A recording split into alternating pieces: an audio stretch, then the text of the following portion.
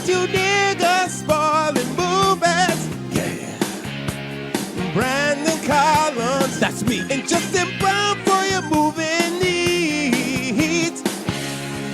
Medium popcorn. Woo! You haven't seen it, well, we're gonna spoil it. Spoil it in your face. That's your warning. So if you get pissed, it's all your fault.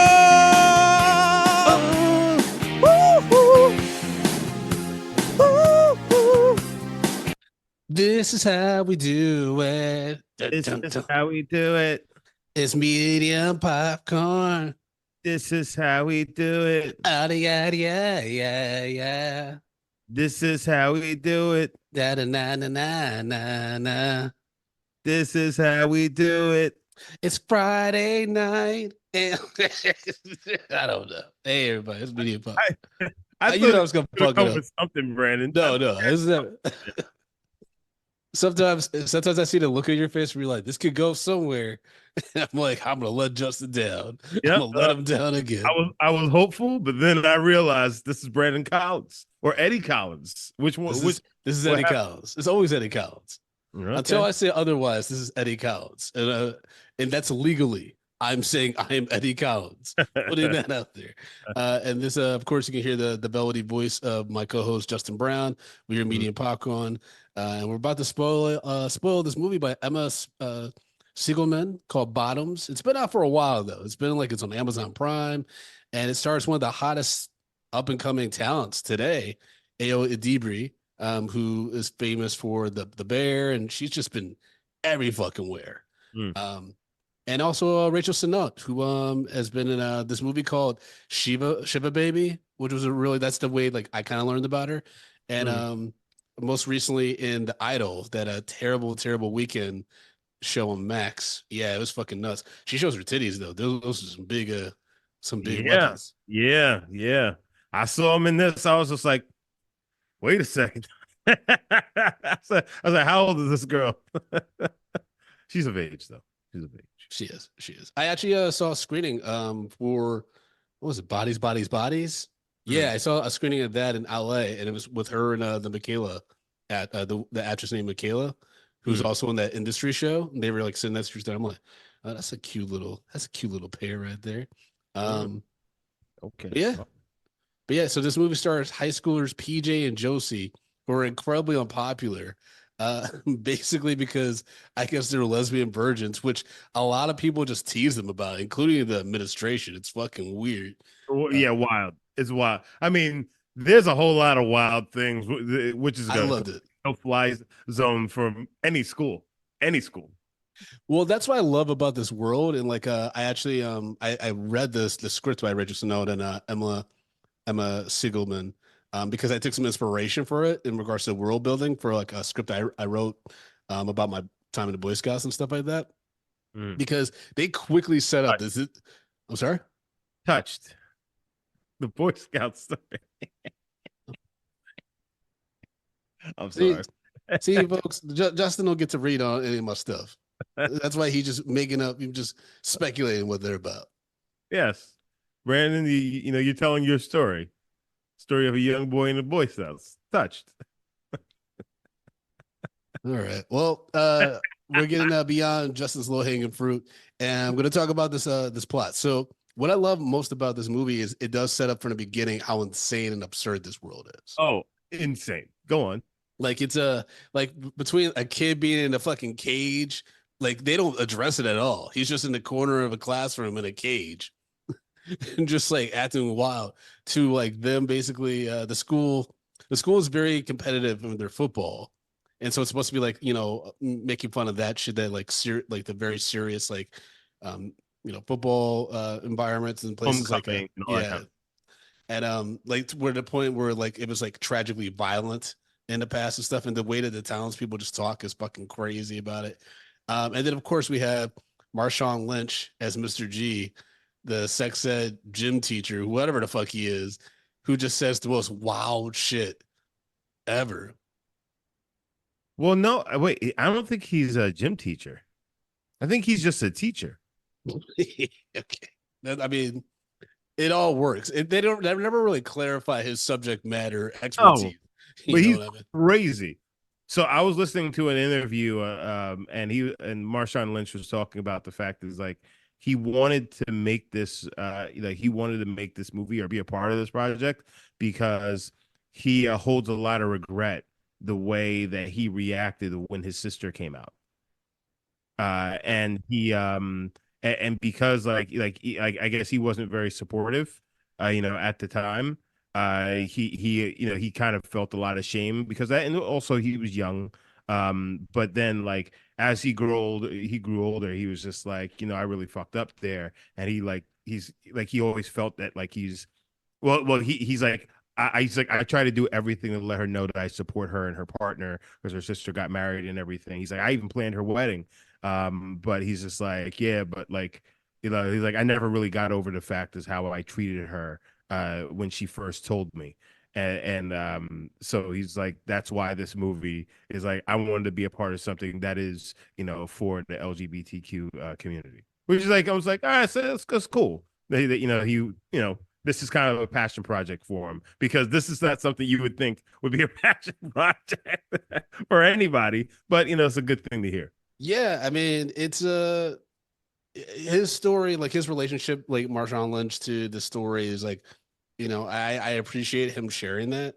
And, I'm glad that he is able to kind of acknowledge where he fucked up, but also be willing to put himself out there as kind of like the ignorant dude about life, like, love and, remember like what life is like in the LGBTQ community and stuff like that. Yeah. Because he's kind of like the ignorant audience's like access to this movie. You know what I mean? He's like, oh, lesbians, y'all get down, I guess. I don't know. Like well, he's some wild shit, man. yeah, Just because he's getting divorced. Yeah, he gives a really wild soliloquy in the middle of this film. Well, towards the end, he's just like, "Y'all probably ain't tickling the pearl," and I'm just like, "Oh boy." You're talking to high schoolers in this film, and it's just funny because Ayo calls us like, "I don't think it's appropriate for you to be talking to us like that." Mm-hmm. I mean, a lot of the adults are so out of pocket in this movie. I mean, we have moms that are blatantly fucking the head football player who that actor's fucking crazy. Like the dudes in this movie, like that guy, and then the mixed dude who was like the main antagonist, he was fucking crazy. Nuts. I mean, we had intergender fight that was nuts. That was brutal to watch, man. To watch that big football player beat the shit out of you mean punch her in the face? Like what? Yeah, like, poor Hazel. She got worked in this movie. She got fucked up. Yeah, she did. And she was the craziest one. She was the most down one. Did she kill? She killed somebody at the end, right? They all killed somebody at the end. That's true. Yeah. That's what I loved about this movie too. Is it got progressively more violent because at the beginning, when they're like pulling out of the carnival, they don't really hit the football player. Like they screech on him, and he acts like like they ran him over and shit. And the whole town's like up in arms. But then by the end, we literally are watching people get murdered and blown up and shit. Yeah. It's in the juice. It's in sword. They put the juice in the sprinklers. That was so fucking crazy. Yeah, pineapple juice in the sprinklers to try to kill that kid who has the allergy. Like, what? By the way, the past 2 years have not been nice to pineapple juice in cinema because between this movie and pineapple juice and Glass Onion that was used to kill Dave Bautista, pineapple juice is looking more and more fatal. You know what I mean? Yeah, and also just the fact that that used to be Diddy's mixer for Ciroc. Ciroc apple juice. So it's just not having a good day, a good few years. Well, Diddy seems like the kind of psychopath that always subscribes to like things like, oh yeah, pineapple juice will make your nut juice taste sweeter, and he'd be like, yeah, take that. He's a fucking creep. He's a psychopath. I mean, that is true. I mean, you do eat, I mean, you had to consume some sweets in order to make your stuff, because you are what you eat, and you come what you want. That's what I always say. Okay. It's no one to look to, Justin. It's just me and you. I don't know how to yes. This isn't the office. You can't just look off into a camera. You know what? I feel like I need to get a second camera for this camera. Second camera. So PJ and Josie, they both have crushes on like these incredibly popular chicks. And basically what ends up happening is in order to impress them, so they run into this girl Hazel. It's the beginning of the school year. They run to Hazel, who like is kind of a hangers on a little bit. She's kind of like the focal to their Michael, Sarah, and Jonah Hill, Seth and Evan from Yeah. Superbad. And to me, this is closer to being a quote unquote female Superbad than Booksmart. I felt like Booksmart was really annoying because it just felt like a retread, like a Mhm. just like genuine like female version of Superbad.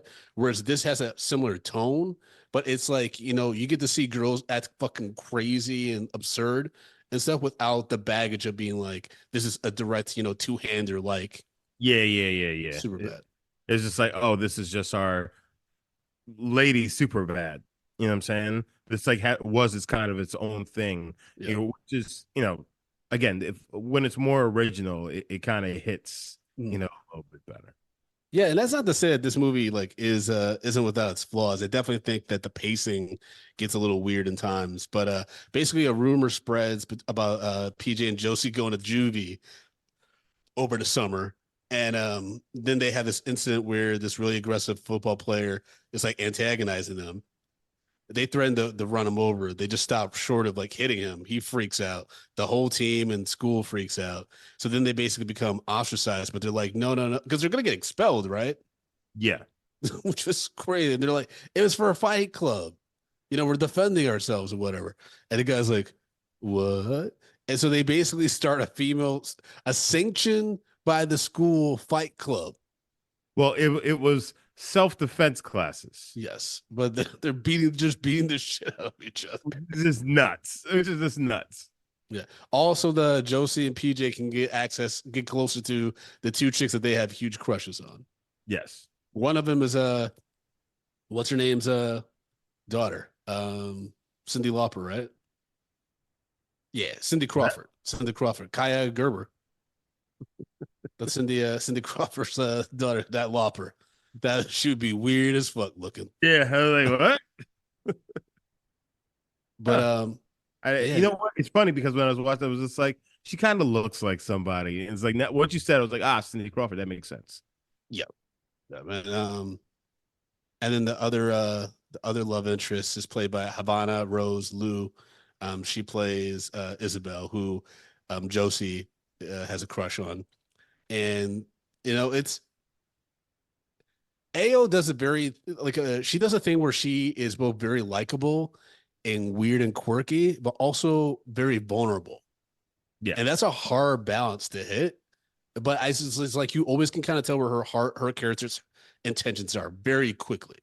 Yeah. Like no matter what kind of character she plays, like you can kind of like tell, like, okay, this is what this person wants and what they're about immediately. And so her as Josie is probably to me like one of the strongest elements in the movie.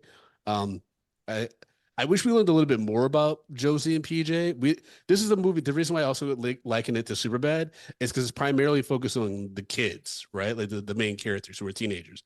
Whereas, a lot I would say Blockers maybe could have been, the female equivalent, so to speak, of Superbad, but that focuses a lot on the adults, like John Cena and them, right? Whereas this one really does focus on the kids because you don't really know where the adults stand much in this insane world. I mean, they're fucking vandalizing houses and shit, and no adults really. For the most part, the person that you have more kind of context about is Marshawn Lynch's character, yeah, Mr. G.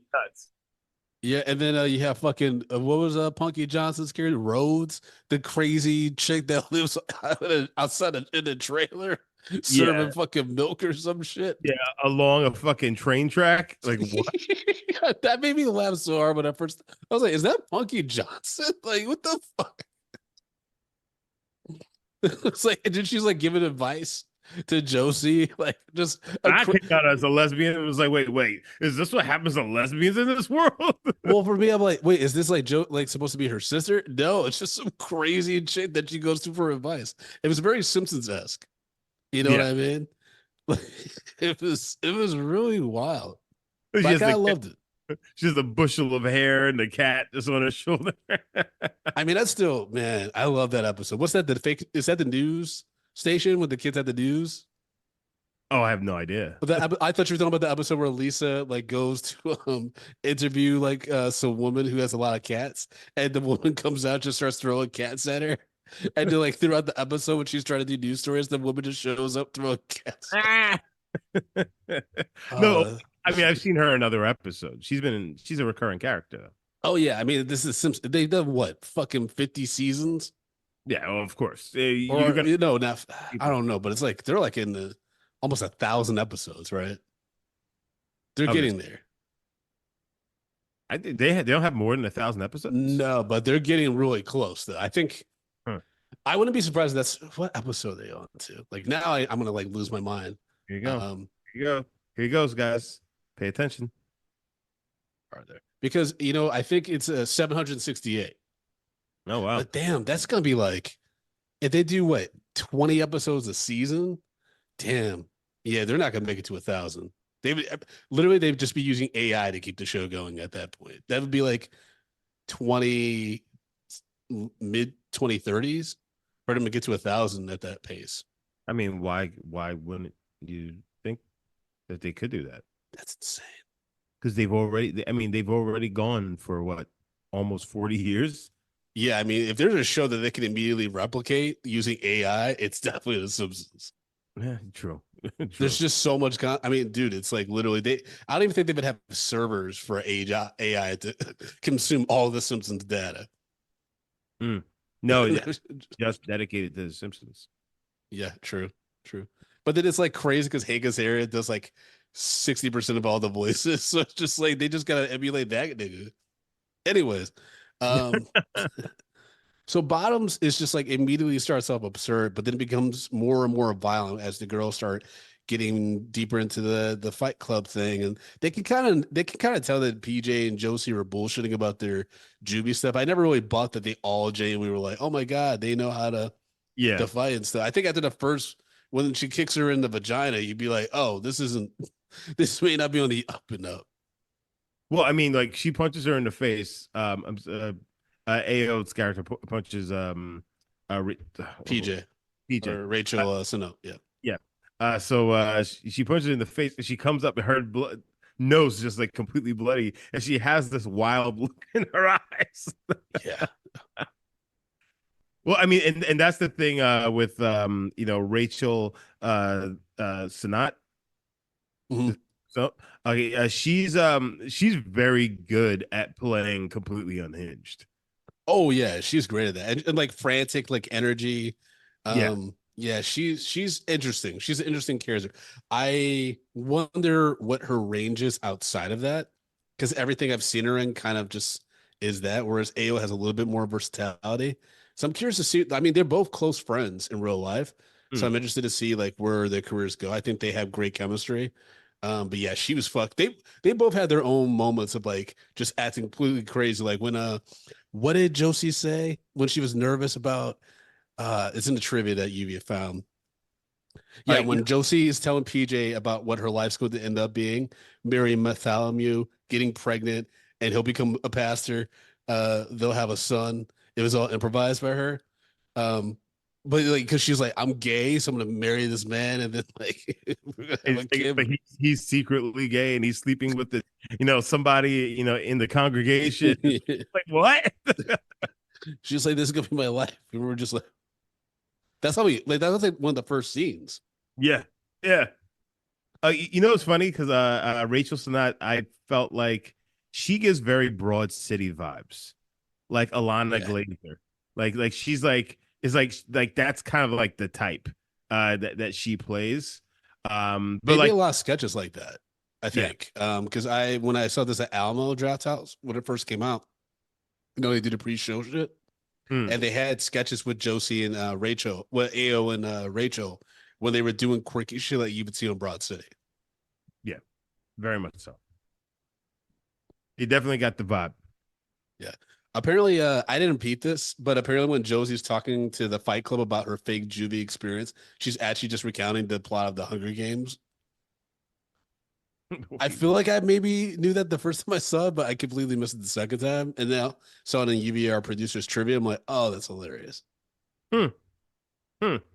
It's like I love when like you do like crazy shit like that, or like people have stories about that. Like friend of the show Dan Del Coley, one of my favorite bits about his is like when he wrote a love letter, like a love poem to Yeah. his wife, and but it's secretly the lyrics to the theme song for Baywatch. Yeah. I'll be ready. I'll be ready. Sometimes I'd be on the train, kind of like in my zone, but I probably look very serious. I'm just listening to that song, thinking about people running across the beach. Just gazing out the window in deep thought. Yeah. Yuvi in the chat is asking, is this movie set in current times? Yeah, but it still has like a little bit of a retro feel, and some of the way that especially the way that Josie dresses. Yeah. Yeah, she just had an interesting look. They both, and we know this because we grew up in like suburban areas and stuff like that. They both like, had that vibe, that like alt, like fluid, gender fluid kind of vibe and stuff like. I don't know if it's gender fluid. I Well, think like the girls, the people would say they're queer or something like that, or like I'm not fully gay because I might still fuck you, Brandon. And you're like, this is confusing. I was like, I don't know. I don't have time for this. they're just so hard to read. It's so hard to read. But it's different though because everyone knows who they are. So I think if this movie were set like maybe 20 years ago, they would definitely have the vibe is just like, wait, are you not? You know what I'm saying? Yeah. The sexuality be more ambiguous. Thank you, Lluvia. But you know, because it's set and people are more in tune, and the entire school, it's a thing where everybody knows that they're lesbians and they just openly mock them about it. But yeah, I mean, they write lesbian 1, lesbian 2 on their lockers on a daily basis to the point where they have a personal relationship with the janitor who covers it up by painting it on a daily basis. So, yeah, it was a very interesting like world that it created. Like I said, it's very absurd, but it's also like it's kind of like the contradictory like nature of like liberal areas or communities, but like they're all still problematic and say like racist, sexist, homophobic stuff, but just like when the guy's like, I don't mean to hurt you, it's just something silly that like it's I don't know, it's weird, but I that's what I kind of interpreted of all that, but yeah, I mean things get wild when the football team learns about this fight club. Um, and why? Because it's taking too much attention off of the football team and Jeff, the main person on the football team. yeah, because the girlfriend, Jeff's girlfriend, Isabel, who like Josie has a huge crush on, she dumps him and he fucking loses his mind, even though he's like been fucking all the moms. Like he's just like, including her mom, it's just, he has like no chill on it. No. He wasn't fucking her mom. He was fucking Oh, he was fucking Hazel's mom. Yeah, that's right. Yeah. Because he's like, shut up, bitch. I fuck your mom. He's like, oh no. Because he says it right in front of Isabel. Yeah. He's just like, I mean, those actors were, like I said, they were really insane. Like they fully were like, I get it. I get the vibe you're going for, because they were so outlandish and crazy. I did finding it annoying that the girls ended up saving them versus letting them like get their comeuppance fully. But I guess it was more for school pride, which, pride, yes, sure. But I wish I had learned more about the girls who were in the quote unquote fight club defense class and their specific feelings about the school culture and like football culture and like just what they thought of their place in the world that this set up and what they thought about like their future outside of that or within that if they decide to stay, Yeah. Because it's kind of like did you ever watch Glee? No. So Glee was weird. First 2 seasons are really, really fucking good. But the thing was Glee is it's like and I imagine this kind of takes place like a Midwest. Is this Midwest or like Long Island-ish? I don't know. They really didn't set it up exactly where this. Yeah, this could kind of be anywhere in Middle America. But what I'm trying to say is Glee takes place, I believe, in a school in Ohio, somewhere fucking Ohio, right? And the first season, like the first few seasons, are about this kid Kurt and his transition to accepting his sexuality and learning to be comfortable coming out because it's such a small town and like people are pretty ignorant and stuff like that. And this is season one, right? So he goes through all this work. Mind you, he's just one gay kid that's like going through this journey because there's so few of them in this school, in this community, right? Mm. But by season four, there's like multiple gay students and like a openly trans student, but they don't really talk about any of the pushback that still would get. Like they touch on it a little bit, but it's like per episode, and then they move on. Like, oh, everyone's accepted now. I'm like, that is not the case. And what I love so much about the first season, which sucks that you don't have the context of what I'm about to say from the scene, but there's a really powerful scene where Kurt's mom is in a relationship with the main character Finn's dad, and so they're about to move in together. And Kurt has a crush on Finn, right? Oh, Yeah, and so like Finn finally like snaps because they're just decorating their basement together or something like that, and Finn finally snaps and is like, "I don't want like this lamp," or like like he starts screaming that out, like he's just losing his mind. Like, I know the way you look at me, like I don't want any of this. And the dad comes downstairs as they're moving into Kurt's dad's house, and he's like, "I don't. You're never gonna talk to my son like that again. You will never make my son feel like that in my house." And basically, it's like, y'all can't move in here. Like, and it's like a really powerful, like an adult calling out a kid on their wild shit that they're saying. And like that just got lost in the series. And like for me, that like felt so inauthentic to the world they had set up. And like progress happens, but this doesn't happen that fast. If there's anything that shown the past 5 fucking years, we can see, you know what I mean? Yeah, no.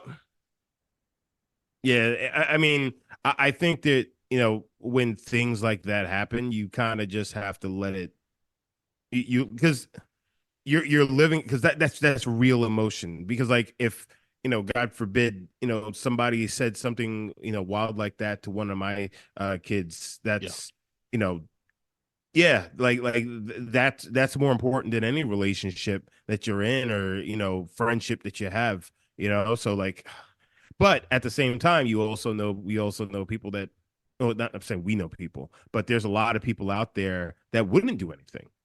You know what I'm saying? That just let that shit slide because they don't want to rattle the cage of their, whatever relationship that they have or where they stand in society. So, it's a real slippery slope. Yeah, and I think that's what's interesting about this movie, and maybe that's the main reason why Marshawn Lynch's character exists, is to kind of like address the bigotry that could be there while also showing something that's trying. They may be really rough around the edges or maybe take a little bit longer than you would like to get there, like in regards to being accepting of everybody and not always making a joke about it. And I think that he's charming enough where that kind of gets across with that character, because that could have gone sideways with the wrong kind of actor. Yeah.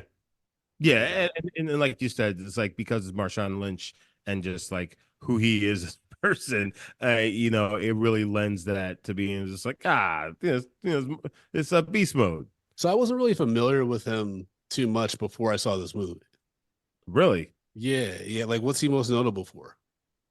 Well, he's a football player. I know that, but like, I know football, but like, has he done anything like memorable that I would like be like, oh, it's that dude? He's or done he's done a few TV shows, where it's kind of like Marshawn Lynch experienced the world. Like he did like a show, he did like a Bear Grylls, that whatever that show, and he's just like he's just on some real nigga shit. Okay. He's like, man, I'm not gonna hold you right now, but I ain't doing that shit. Like, he's just a real ass dude. Like he does all the Skittles commercials. Is like he's been around, but also part of who he was is like they didn't like he doesn't want to do press. Like he doesn't, he just like he's not there for the press. But then they were gonna fine him for not showing up to like the press. for the after game things. And then so he goes to a press junket and he's just being very short with them. And he's just like, hey, I'm just here so I don't get fined. Like, Yeah, I've seen that. I've seen that video. Yeah, so like that's him. But like Okay. that's like he's very authentic to who Marshawn Lynch is. Got it. Okay. Do they let them take showers before they do those interviews? Sometimes they do, sometimes they don't. Because sometimes they're there and they're still in their uniform, like, and you can see that they haven't, My God, think about how bad they must smell. I Have mean, they not just been sweating? They just been sweating for like an hour straight, and then they're gonna just sit in 3 this hours. hot ass room. Well, they About don't play like the basketball game all the way straight. You know what I mean? No, but you're still wearing the same uniform. You're not taking it Oh off. yeah, true. Yeah. Oh, the funk of 3 rounds of basketball, Football. football. Hooah! And it's 4 quarters. It's 4 quarters. 3 rounds of basketball. This motherfucker here. Jesus Christ. Listen, okay. I only learned my football's information from Friday Night Lights. Okay. I could tell. You be Miles ass motherfucker. Tati considers that she is a Friday Night Lights fan, and two, that she's seen all she needs to see of Friday Night Lights because she watched seasons 4 and 5 with Michael B. Jordan. I was like, how fucking dare you? Yeah, how dare you? I was like, you don't understand Coach Taylor's journey until you watch 1 through 3. You see the shit he went through. Then he has to go to East Dillon, deal with this crazy shit, and he still makes a winning team. Yeah. It's a great show. I gotta watch it again. So good, so good. You got fucking Connie Nelson. But you know what? Connie Brennan. That's what it is. So the reason I don't want to watch it again, I know if I watched it again, I'm gonna be watching with Paula, and she'd be just like, "Oh, so this is like American high school is like. This was like playing on a football team was like for you." And I don't want all that. I just don't want it. She don't understand. Yeah. Also, you don't need that. You don't need to see her look at, you don't need her watching the TV screen when Mickey Kelly pops up. You don't need that. You don't need that. Actually, who's the other girl? Oh, the one who like hooked up with Landry at one point? That was weird. Yeah, but like she was more my vibe than Mickey Kelly. She was just a little too, they just played her up to be. It's like she's she's just perfect, but she's kind of fucked up. She made some mistakes, but I don't know. It's just you were into Adriana Palicki. Yeah, need somebody just a little bit dirtier, Oh yeah, she was dirty, hooking up with Higgins all the time. Riggins. I knew it was Riggins. WWRD. What would Riggins do? Such a fucking crazy. He'd go to jail because that's what happened to him. He was not well by the last season. All right, so bad the bottoms. So things really come to a head when the football team decides to basically call out these young women that have been fighting at a rally, at a prep rally, and basically they have like their biggest player just beat the dog shit out of Hazel. Like it's brutal. It's a brutal watch, y'all. At first you're thinking, oh, Hazel's gonna show some skills and fuck him up. Nope. No, Hazel did some work. She did some work, but she didn't do the work. Listen. She got some hits in. She got some real good shots in that dude. She made him second guess. Listen, am I wrong in like, okay, that could be fine, right? In a hypothetical game of whatever the fuck, right? That works. But when it comes to physical violence, getting a few licks in, but ultimately losing ain't good. No, but when you're what I mean? But when you're fighting somebody who you're supposed to lose to, that you don't have a shot against, and then you actually put up a you put up a good fight, that actually does something to the point where everybody's just like, yeah, that was supposed to happen. I don't want to fight that person. So like my dad always used to tell me, you fight somebody, win or lose, you make sure that they never want to fight you again and nobody else wants to fight you again. So you just go in. You make sure you hurt them and you go crazy so nobody else ever wants to mess with you again. All you gotta do is fight one person, and that's it. You'll never have to fight again. Are you man enough? Are you man enough to fight old niggas for me? Yeah. Why you always try to sing along when you know we on a delay? I love it. Yeah, I mean, I guess that makes sense. Like, if I ever had to go down fighting, I'm gonna bite something. Yeah. I'm gonna bite a nut. I'm gonna bite a inner thigh. You gonna remember me. But that's the things like people turtle up. People turtle up. It's just like, no, you have to also, you got to leave with your pride and also leave with a little bit of their DNA. You know what I'm saying? I'll be under your fingernails, in your mouth. Either way, bite them. Do everything you got to do. Well, I mean, there's a lot of Hazel's DNA all over the place after that fight. I mean, her blood is everywhere. And then all the girls get mad at Josie and PJ because clearly they lied about their juvie experience.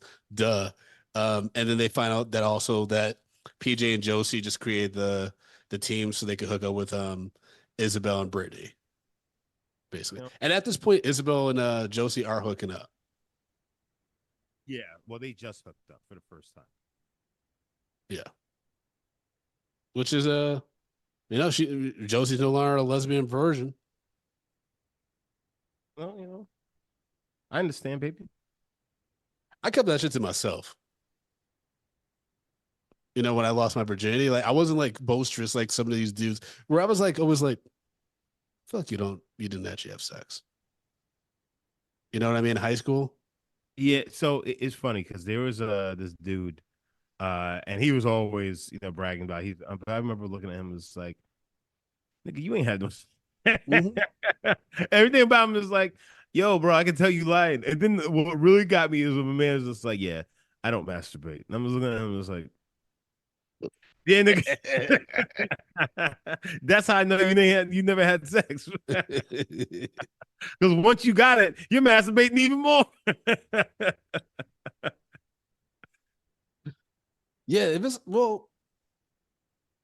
mean, did I jerk off? I jerked off a few times, like in high school, but it was kind of hard because my bedroom was right across from my mom's, and then we had the fucking dial up on the internet, so it's not like you can watch internet porn. Nigga, all you got to do, you're a young boy in high school. You got to do is close your eyes. Well, I was lucky enough where I didn't have to do that too many times, too often. Just close your eyes? No, I didn't have to like jerk off. That's not. I got help, is what I'm trying to say. Get him a nut. Nah. Yeah. Remember, there's a lot of overzealous white girls in Ann Arbor. Yeah, well, those fast girls that my mom used to refer to, which, it took me a while to get to that point because before it was like, ooh, it was not going well for Mr. Collins. Listen, you were probably doing better than me, but I still, I still was beating on myself like it owed me money. Jesus Christ! I told you I used to like join sex chats on AOL Messenger. There you go. That's the way. But I had to do it under my mom's account because she's the one that had the adult clearance. And so I didn't know how to switch the genders and shit. So I had to pretend to be a woman in these sex chats. I need to turn that into something. It's fucking crazy. Man, you could have ended up being abducted at a mall for that shit. I could have never see me again. You would never know who Brandon Collins is. Yeah. That's straight up. That's straight up. You're gonna meet a dude in a gimp outfit. There'd be a documentary about me on TNT. No, on Netflix right now. We just hearing about it now because you remember you're black, so Oh yeah, that's right. Anybody to care. And like the pictures of me coming up with the Ken Burns transition, like Brandon was such a promising young man. He loved dragons and trusted everybody. Okay, so Josie and PJ, they also end up fighting each other because they're like, oh, we wouldn't be in this. Josie's like, we wouldn't be in this situation if you hadn't made me lie and all this shit. Oh no, first before we get there, PJ goes ham on Hazel, and then Hazel basically dimes that's them right. Yeah, football players. So and then like Josie says to PJ, she's just like, yo, like if you didn't act like that to Hazel, we wouldn't have this problem. And then Josie, I'm sorry, then PJ says to Josie, like, well, this is all your idea. She's like, no, it's not. Like, let's not do that. Yeah, PJ's fucking crazy. Yeah, it's all her fault. Yes, 100%. Yeah, she went kind of hard at Hazel, and it's like, how'd you not expect that to boomerang back to you at some point? Yeah. I mean, they end up getting a relationship together at the end. Well, like, or I mean, they kiss. They kiss a few times. Yeah, but as a distraction. No, I think they genuinely were kind of like, oh, let's see what this Well, deal. I mean, they're both people who really haven't kissed anyone, True. up to that point. So they got caught up in the moment. Caught up in the moment. The chairs rising. Yeah, I know what you're talking about. I don't know what you're talking. Yeah. I felt like you didn't. Yeah, yeah. There's. I'm not gonna get into that. I was gonna do more high school stories, but I'm like, no, I don't. I don't really want to hear about your high school. I know between the sex chats, you're like, I'm okay, Brandon. And then the origins of Eddie Collins, just like the more I learn about your high school life, the more questions I have than answers. Yeah, yeah. It's not a good thing. It's not a good thing. Did I mean, Fight Club came out in the mid '90s, right? Was there anything like this, like not in regards to like a school sanctioned thing, but did you ever hear about people that like getting in fights like on purpose like this? What do you mean getting in fights on purpose? Like people that legit try to maybe start a fight club? No, I mean, listen. There were fights at my school. Yeah. But like it wasn't a thing where people were just like, hey, well, no. There was like some of the kids on the wrestling team. Like there was a guy, actually a professional boxer who went to my school, Chris Algieri. He actually fought Manny Pacquiao. Didn't go very well. He For him or Pacquiao? For him. No, that's not good. Yeah. But regardless, I like people had boxing gloves, so they're like boxing in the locker room, and I remember he just busted this motherfucker up. Just like, yeah, like why are you? But like I knew that kid was a kickboxer, prior to like in high school and things like that. I'm just like, why would you challenge that kid to a fight? He's gonna fuck you up. Like that's not a good idea. Because hubris brings down people. They sometimes, especially if they're smaller, their opponent's smaller or something like that. I mean, or like less, like for me, right? Like, me, I'm very like unassuming dude. I don't really have, if you looked at me, you wouldn't think I'm in any way a violent threat. I'm just gonna be, let's be honest, like, right? I'm 5'6". I have a very like just, gee golly kind of disposition. Like, you would never think like I might secretly be able to fucking kill you with my pinky or something, right? Mm-hmm. But there's this kid that, I've told you about this guy named Jason, who's my friend Sean from back home's cousin. It's this light-skinned dude. He looked like a black Napoleon Dynamite, but he got kicked out of ninja school. That was the way he was introduced to me. He was like, hey, this is Jason. He was like, he just got kicked out of ninja school in California, so he's back home in Michigan. I was like, what the fuck are you telling me? Some what? Ninja school. I know. Like, I added this to a script later on in life. But I'm like, okay, so I'm just teasing this dude, and he's older than me. So there's this 17-year-old kid that's just going in on this adult man who like just got kicked out of ninja school. So for me, I'm thinking he's got to suck at like martial arts, right? But then on in the taxi after like this weird night we had, I was trying to tease him again. I'm like, oh, what's the difference between praying mantis and crouching tiger, whatever the fuck? And I'm sitting in the middle between him, he's to my right, and then Sean's to my left. And he's like, well, crouching tigers when you blah, blah, blah, blah, blah. And then he just snaps me in the neck. Oh, no, that's Dragon. I don't know which one he did. Because it's something you don't see. Halfway through his explanation, he shot me in the neck. And I doubled over, and Sean's just like, oh, shit. I mean, you kind of had that coming. Yeah, I mean, you've been teasing for 3 days straight. Wait, hold on.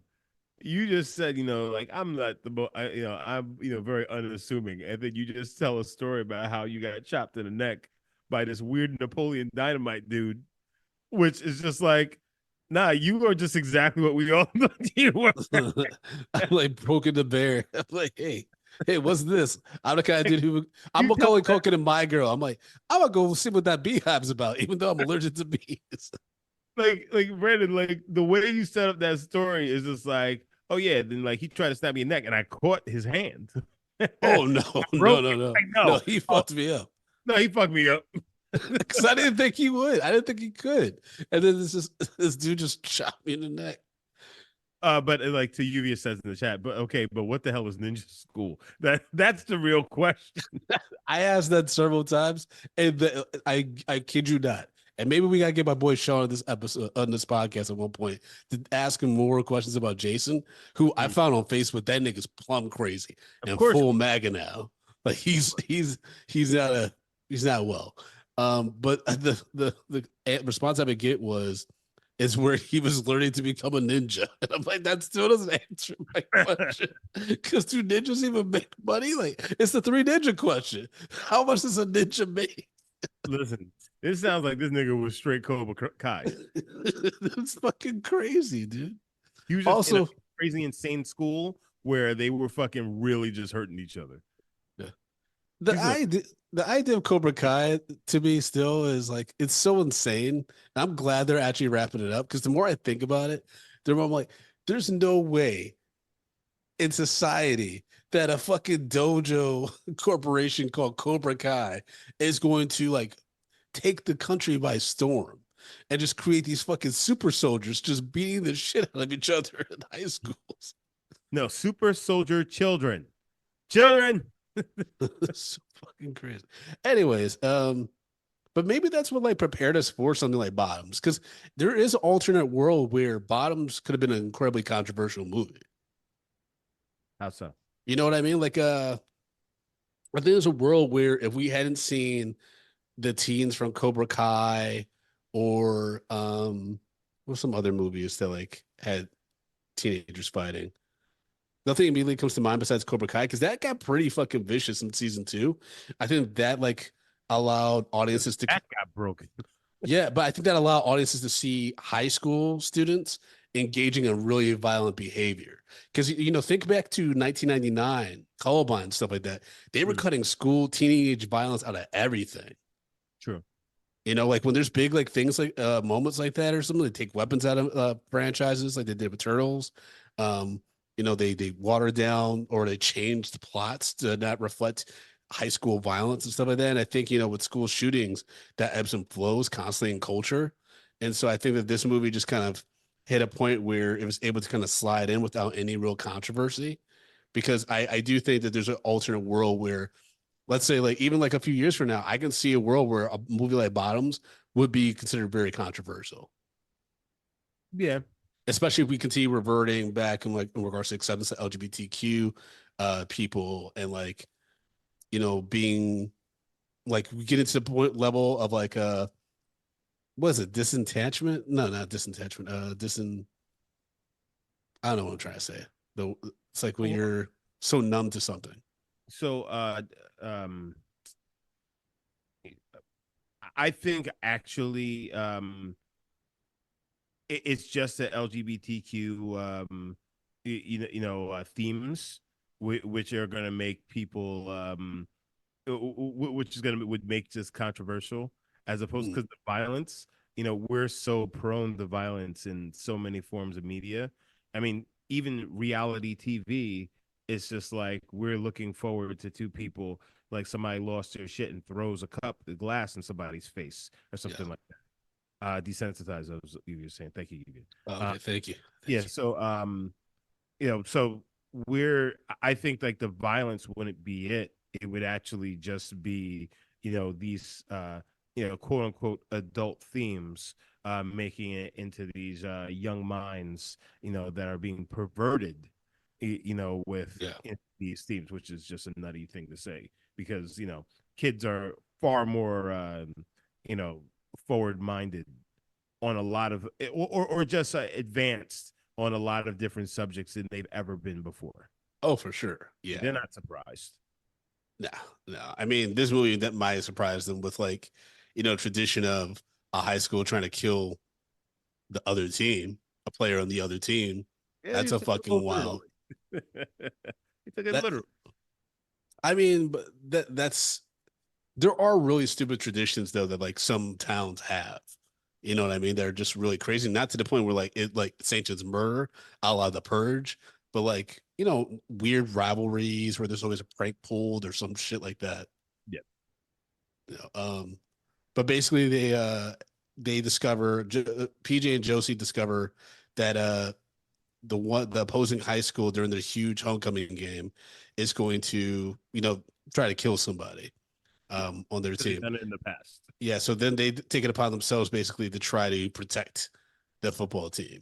And then they discover that the pineapple juice has been there's been the sprinkler system's been rigged with pineapple juice to kill Jeff, who's definitely allergic, and that's the head, quarterback. Yeah. Well, it's the quarterback. The quarterback, yeah. The head quarterback. Starting quarterback. That's what I should have said, right? Yes. The head quarterback. I don't know anything about sports. Oh boy, your man. And I'm really scared. Like my kids are going to be like crazy athletic and like want to be involved in all the sports, and I'm gonna have to learn all this shit. Good. I'm gonna have to learn so much. But yeah, so Hazel decides to help them out.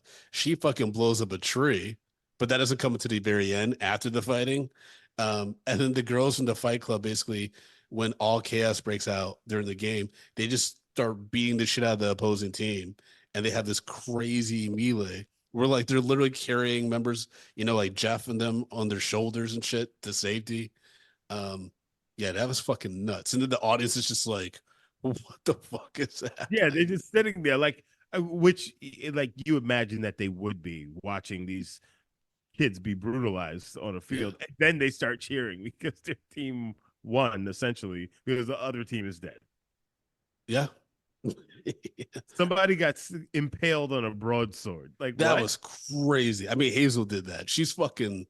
Yeah. I mean, she was already crazy, but then she started hyping herself like, yeah. I mean, didn't she say something about like I'll be able to kill my stepdad with these skills? Yeah, it's wild. I mean, you gotta watch out for those niggas. Mm-hmm. Going back to The Simpsons, one of my favorite gags is when Marge tries to become a cop, and Chief Wiggum was going by the down the line of the new recruits, and this one dude's like, "Quit stalling! When did we get to the freaking guns?" And Chief Wiggum's like, "I told you, I'm not gonna give you a gun until you tell me your name."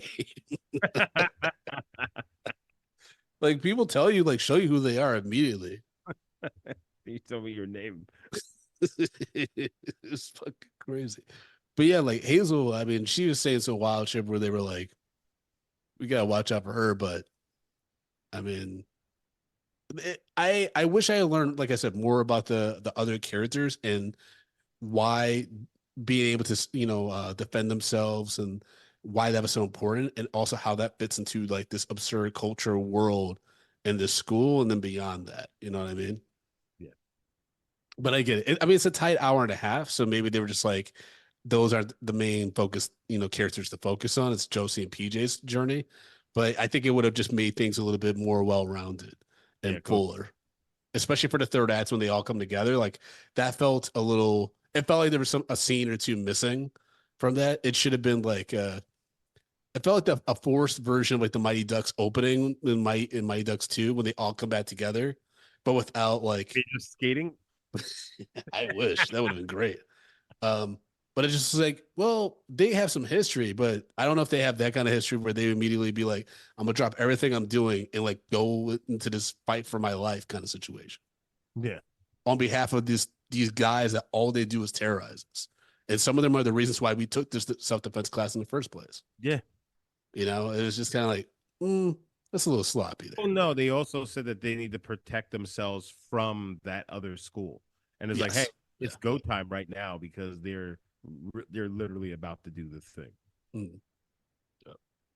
But yeah, that's how the movie ends. It ends at the end of this violent melee on the football field. And Isabel and Josie just laughing and hugging, and Marshawn looked at them like, what the fuck is happening? Yeah, that had to be a fucking wild scene for them to watch them film. You know what? Like also like when Hazel is fighting that guy at the homecoming event, whatever. Why didn't the other girls just storm from the crowd and then just gang and just stomp that dude out? I was thinking that too. I guess it's because of the shock of like seeing a man beat the shit out of a woman. They don't usually show that. Like, I mean, even like on Jersey Shore, like it's really hard to see the footage, to find the footage of that dude punching Snooki in the face, which basically made the show. Yeah. You know what I mean? Like, It's just really hard to see like men assaulting women like that. Yeah. Which is, I mean, no one wants to eagerly see that, but I think that's why it's so jarring in this movie. Yeah. And you're like, oh shit. Yeah. I mean, also depends who it is and what happened. I mean, I guess it's also to the point like not everyone wants to smoke, and even though you did the self-defense class, like not everyone wants to. Yeah, not necessarily. Yeah, not necessarily. Just like bloodthirsty. To actually go out there and use it. Because I'm sure there's a difference between getting a punch from Josie in your face and getting a punch from that fucking linebacker in your face. Yeah. You know what I mean? It's like you get a little dap from me, but the next hit is from Mike Tyson. Yeah, that's gonna feel different. Yeah. Oh man, do you think regular people just get knocked the fuck out by Mike Tyson even now, right? Yeah. If he just punched you? Yes. Yes. Jesus. If a professional boxer hits most regular people, they are not prepared for that. Damn. You think I would just knock out cold, or you think I would like my brain would just be ringing and I would take a minute to recover? It really depends. You may find out that you're a little bit more durable than you think, but it also depends how much he's putting into that punch. I just started talking like Sylvester Stallone and Rocky. Are you Justin? That sounds more like Biggie. It did. It did. You have to do other people to then get the right person that you want to get. I know, it's like a fucking, my brain's so miswired. Anyways, Justin, break down our rating system, baby. Stop calling me baby. So guys, this is the first time I'm calling you baby. What? This is the first time I'm calling you baby on this episode. Stop calling me baby. Anyhow, guys, you know how we do this. We rate movies back to popcorn, small, medium, large, and the XL for the exceptional. If a film doesn't deserve any fresh, hot popcorn, we throw it in. We throw it into the stale popcorn pile. We pile piles and piles of stale popcorn on top of it. So, Brandon, we watched the 2023 film Bottoms. Starring Rachel Sennott and Ayo Zabiri. Yeah, we're butchering it. I know we are. I'm sorry, everybody. All right, and Marshawn Lynch. What say you, sir? Well, we got the man's name right. We're gonna get a tweet about that. Yeah, well, I mean that's an easier one. Sorry, Is it for me? I'm like, I looked at that. Speech impediments. Yeah. Go on. Yeah, this gets a medium. This gets a medium. It's an enjoyable watch, and I really liked reading the script. Because I think it does a good job establishing this quirky ass world. The biggest issue why it's not getting a higher rating from me is just the third act starts falling apart a little bit. It's just rushed. Yeah, it feels rushed. Not all the moments feel earned.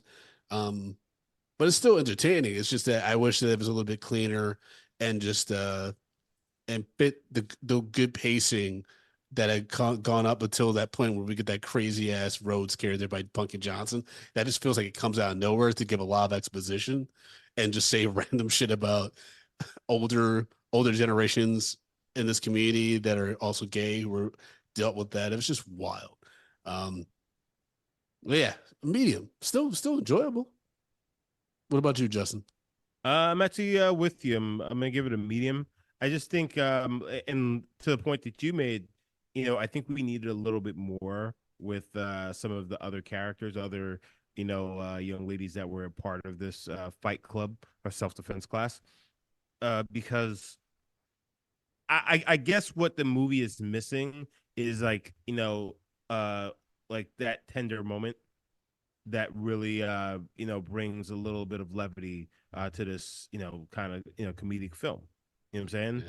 And I think like, because we didn't get that where like people are really sharing this is like, hey, this is what this thing actually means to me, that would have raised the stakes for the girls, then it coming out that, hey, they were doing this to try to get chicks. You know what I'm saying? Yeah. So that, I think if they would have added that, that would have actually just, lend to the script to make it, a little tighter and, all of that mean something more to the point where it's like, we can't fuck with you guys anymore. That tender moment when your lips touch this. I don't know the rest of it. Yep. Let's stop that. All right. Well, folks, as always, you can follow me at Proto_Blackens. You can follow the show at Media MP Podcast on all social media platforms. And Justin, if people want to support the show financially, as well as maybe follow you on the socials that you're barely on, what can they do, my brother? Guys, you can follow me at J Brown Did It on the socials, but you can also support this show at Patreon, patreon.com/medium popcorn. $5, $10, and $15 packages. Our entire backlog goes to Patreon. We have so much stuff on Patreon right now that you are missing out, like our backlogs, our bonus shows, the mini shows, all on Patreon. Is where you need to be. Again, patreon.com/medium popcorn. That's right. That's right. If you sign up for Patreon, you are guaranteed to have your thoughts or reviews of the movies that we talk about right on that episode. And we didn't give any thoughts at all on Bottoms, which is unfortunate from our Patreon followers. But Craig Lindsey, who's a consistent fan of the show, wrote, I reviewed this movie for citybeat.com. And so we'll have the link to Craig's review in the show notes. So you can check that out. Folks, as always, thank you so much for listening. We really appreciate y'all. And we will talk to y'all next week. Mm-hmm. Shitty, shitty, bang, bang.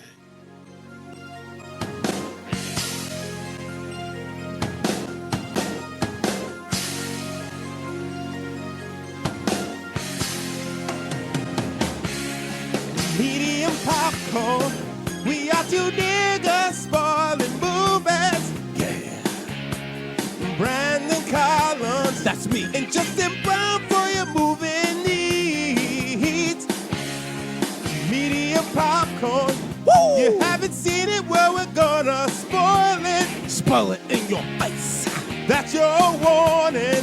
So if you get pissed, it's all your fault.